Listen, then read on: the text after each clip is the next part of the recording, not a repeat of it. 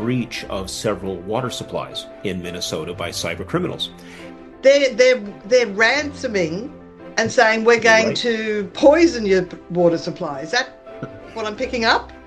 Yes. So different cyber criminals are after different things. Most of them are after money. They are looking for an easy mark to steal your money, period. Yeah. Some are after information. It could be espionage. It could be insider trading. It could be any number of things. They want to cause damage. Some of them, they are there to watch the world burn.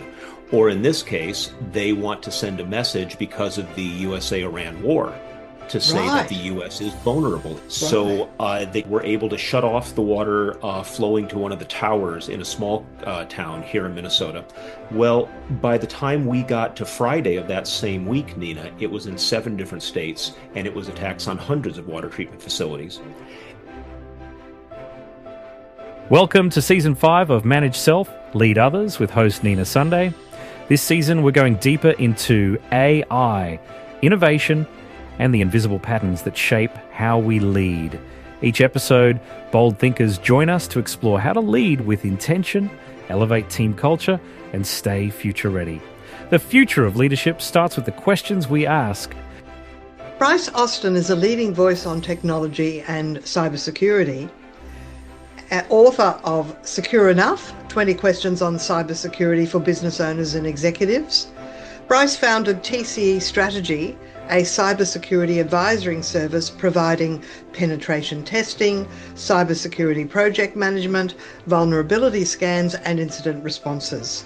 Often, a strong cybersecurity profile is a genuine competitive advantage for companies across many industries that leads to more sales and reliable operations.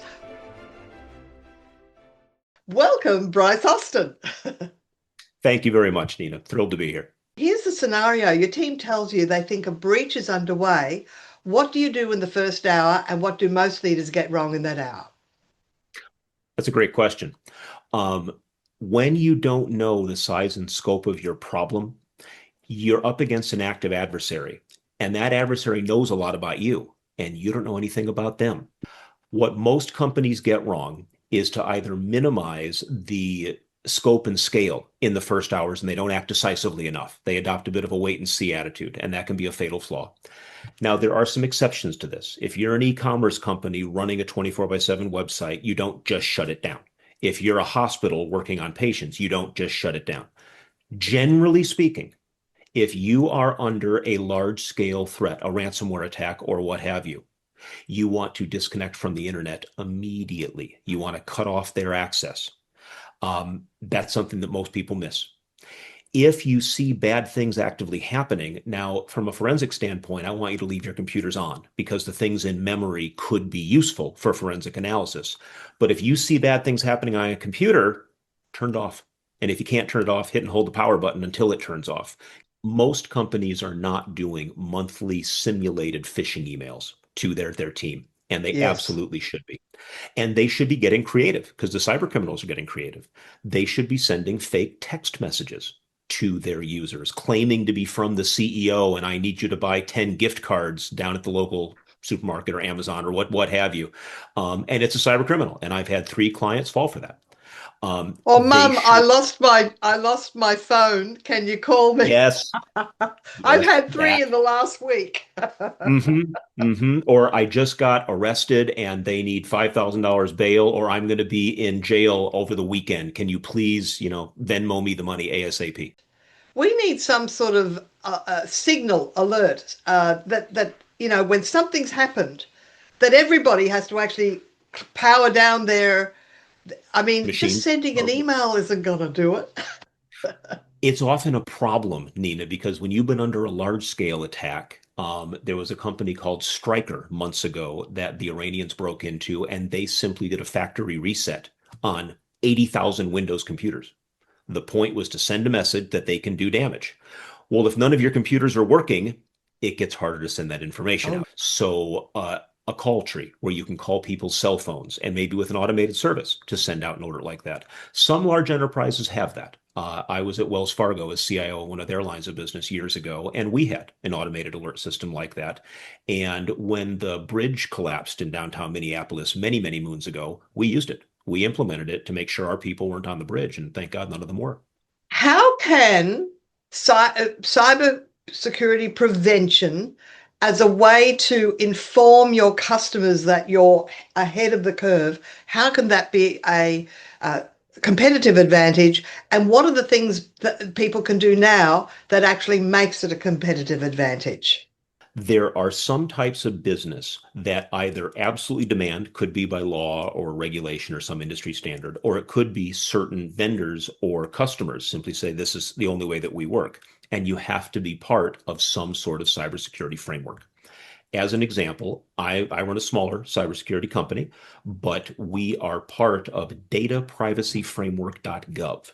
And what that is an alliance between the US and the European Union and some other countries saying if you follow these steps, we deem that commerce can safely be done between the EU and the USA and follow GDPR and what have you, saying, yes, it's a competitive advantage because it means my company understands enough about GDPR to where we have gone through the certifications required to do that. And that if there was ever a problem, there's recourse. You can complain to these folks and they might throw me off the list. GDPR is a data privacy standard adopted by the entire European Union. And versions of that have been adopted even by folks that aren't part of the European Union. Germany has their own version called BDSG that is even more strict in certain areas. Right. Mm-hmm. But when it comes to protecting privacy of individuals, GDPR is pretty much the gold standard. Yes. So if you're GDPR compliant, you're compliant with most or all of many other frameworks. There's one specific to California here in the States because they like to do their own thing. There's one in Canada. There's one in Brazil. My team's helped other companies comply with those things so that they can safely do business in those countries. And I think there's an opportunity there, Nina, where companies that try to get ahead of this game and start implementing their own cybersecurity framework are going to do better than those that aren't. How do we stay secure enough? In a land of squirrels, a porcupine has a significant competitive advantage. Right. Now, porcupines aren't perfect. They aren't bulletproof, but those quills give it a lot of advantage when it comes to defense. And that's what we want for your cybersecurity. And it starts with a couple of simple steps.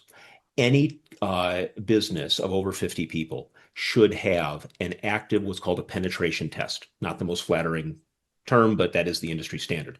And that is where you bring on a cybersecurity hacker that is on your side. So you hire them to try to breach your system and to gain domain admin rights. And if they can, well, they will tell you how they did it, and then they can help you prevent a real cyber criminal from doing it.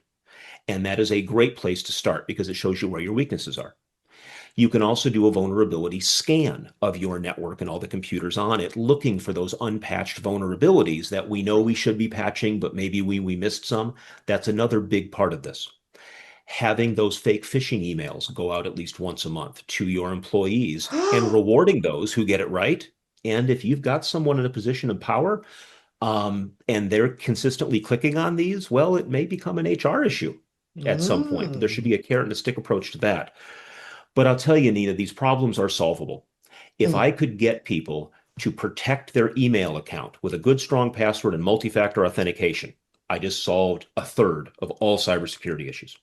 If I could then get them to use a different password everywhere, patch their computer, pay attention to fishy looking emails or texts or what have you, making sure they're backing up their data somewhere a cyber criminal can't get to it, an offline or out of band backup of some sort, I just solved 95% of all cybersecurity issues. Now, if I train my IT team on the things that they need to be doing to keep the network and themselves secure, train the finance team on very strict wire transfer issues or SWIFT transfers internationally, that huge attack vector. Cybersecurity is solvable, but it takes a bit of a holistic approach. Yeah. What I would say is if you start by protecting your email account with a good, strong password and multi-factor authentication, that is the one ring to rule them all. Because if someone tries to log in to your Amazon or your eBay or your Etsy or whatever other account they've got, well, there's that forgot password button. When you click the forgot password button, it sends you an email saying, click here to change your password.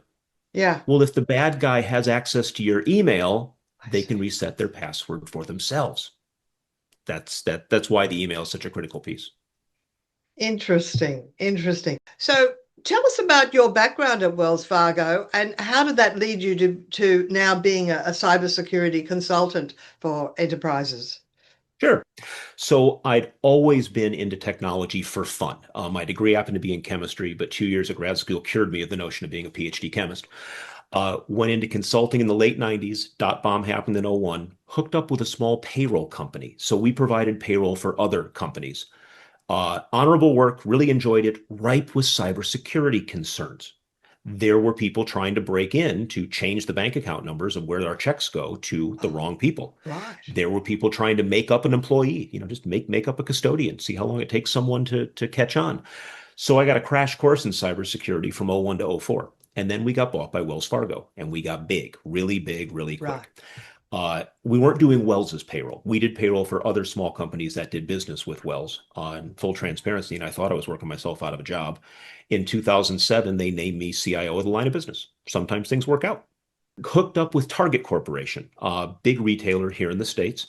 I enjoyed the time there. I was running the technology programs that would touch the stores themselves, things that would change the customer experience, like buy online at target.com and pick up in a store. That's called flexible fulfillment. And back in 2013, that was cutting edge stuff, right up until the point where we lost 40 million credit cards to cyber criminals. And it started Thanksgiving Day, 2013, the same day that we launched flexible fulfillment. Oh, okay. So a public holiday that everybody is distracted. Yep. Oh, So what right. they did is they had gotten into our systems months and months earlier. And Oh, they waited until Black Thursday yes. 2013 when we were all focused on keeping our systems up and on store sales and launching flexible fulfillment. And they flipped a switch that began exfiltrating credit cards at the rate of hundreds of thousands per hour. And we didn't catch it. Well, in the wake of that breach, all the things that my team were working on, Nina, weren't important anymore. We had a $50 Yes. million total portfolio of work that we were to do. And in the wake of what looked like $1 billion breach, it didn't matter. All right. So you tell us how people can work with you. We're not quite finished our conversation yet, but I'm pretty sure some people want to go, how can I talk to this guy? How can I talk to Bryce Austin? um, For speaking opportunities, please head just to bryceaustin.com. There is a contact us form. You can actually use it for anything you want, but in full transparency, it's mostly my professional speaking opportunities that come through there. Mhm. To try to work with us from a consulting standpoint, either info@bryceaustin.com or just Bryce at Yeah. bryceaustin.com. My admin will pick those up.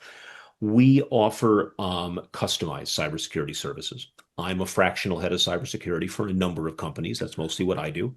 I have a team that does those penetration tests I mentioned. They do Yeah. vulnerability scans. They'll do firewall analysis, website design, that kind of thing. And we don't resell anything else. Yes. Most of my competitors are trying to say, please buy this special firewall because we get a cut. Please try this Right. antivirus because we get a cut. My team are those companies' pain in the rear end because we work for our clients and our clients alone. And that does mean our rates are higher than some of the Yes. competitors because Yeah. we don't have any other ancillary income stream. But that's exactly how I like it. And earlier you said you can hire a cyber person to Mhm. uh, hack your system to check. So I have got folks dedicated to a couple of times, kinds of different penetration tests.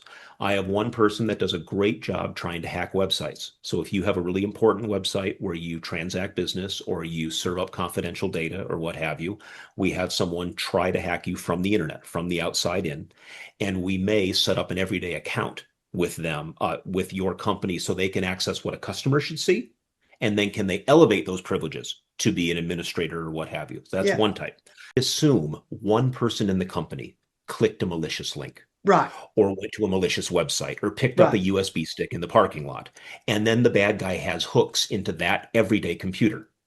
Now, what can they do with it? Can they make themselves a local administrator? Can they find a path to domain administrator? Can they find your critical data? Are they able to find your backups? That's what my team tries to do, is we give them a hook into your network and we want to see what alarm bells go off. We want to see how far they can get. And then we give a report as to what the critical vulnerabilities are and precisely how to fix them. So you have a service that does that. Absolutely. Well, what's the one thing you want to make sure that anybody listening understands about cybersecurity and its prevention?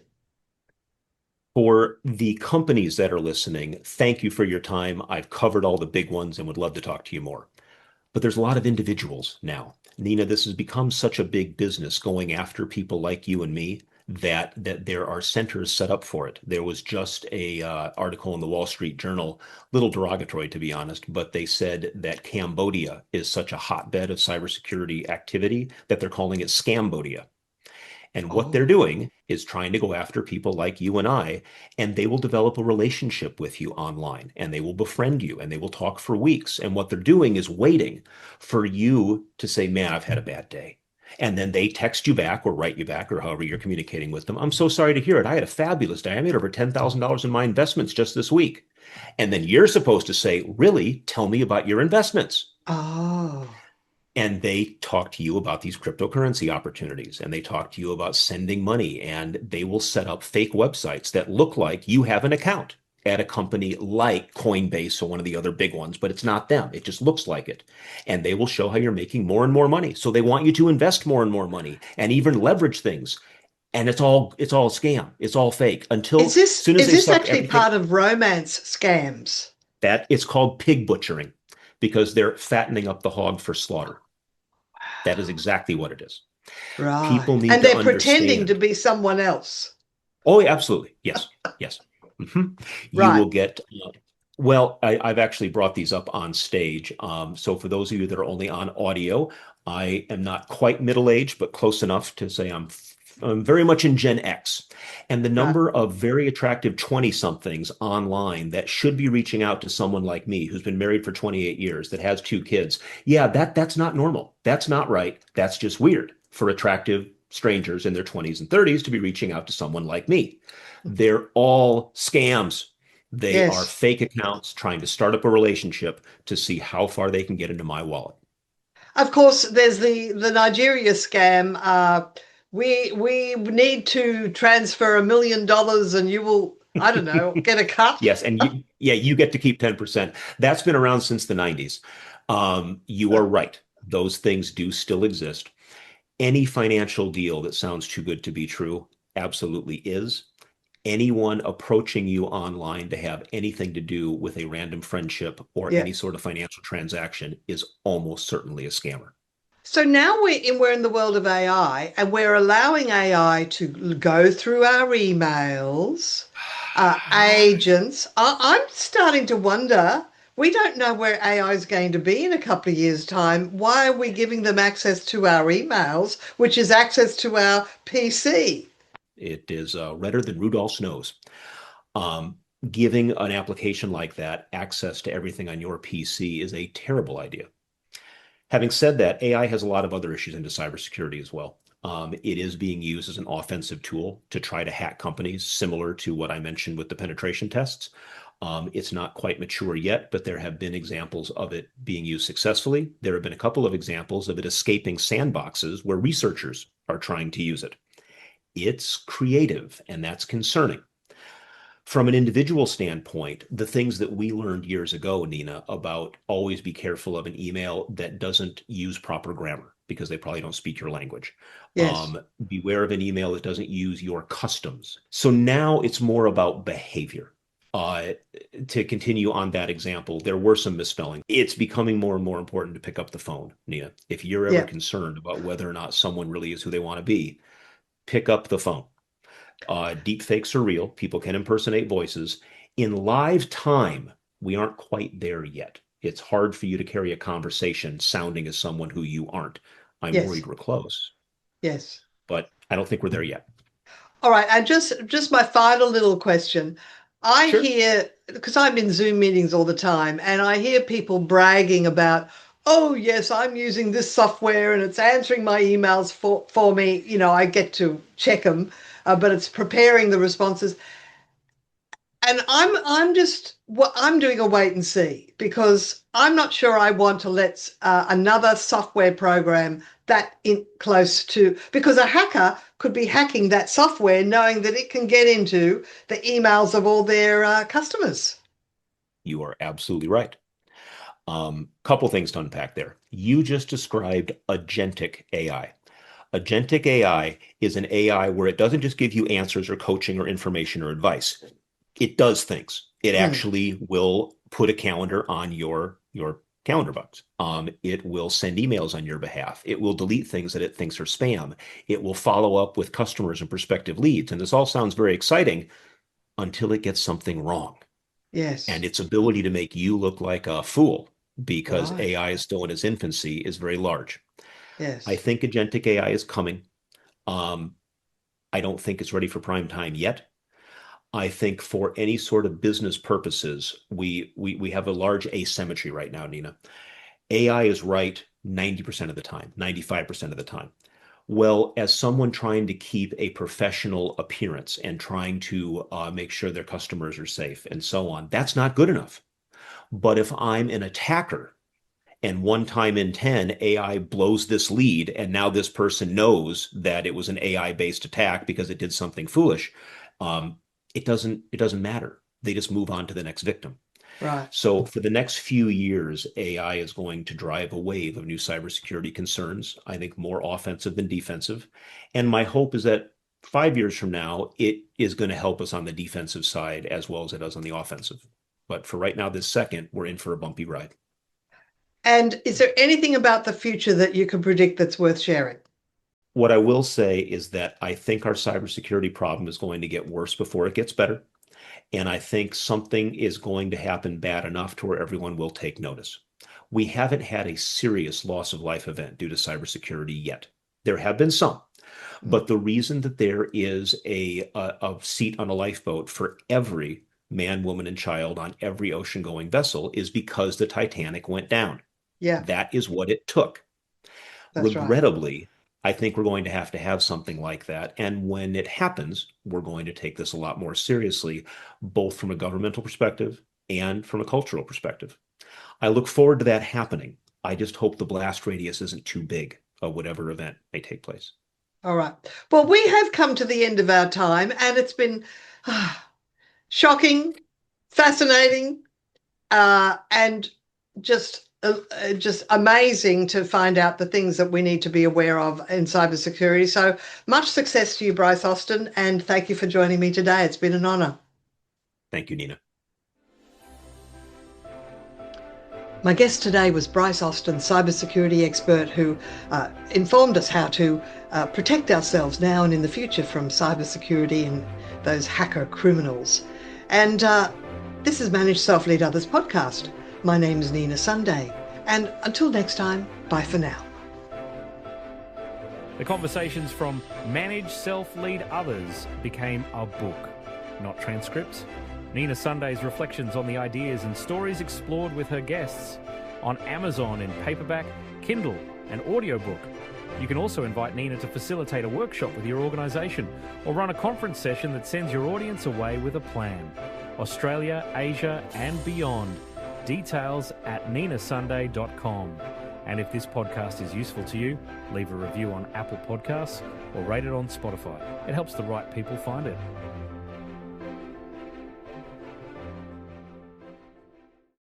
This podcast is a part of the C-Suite Radio Network. For more top business podcasts, visit c-suiteradio.com.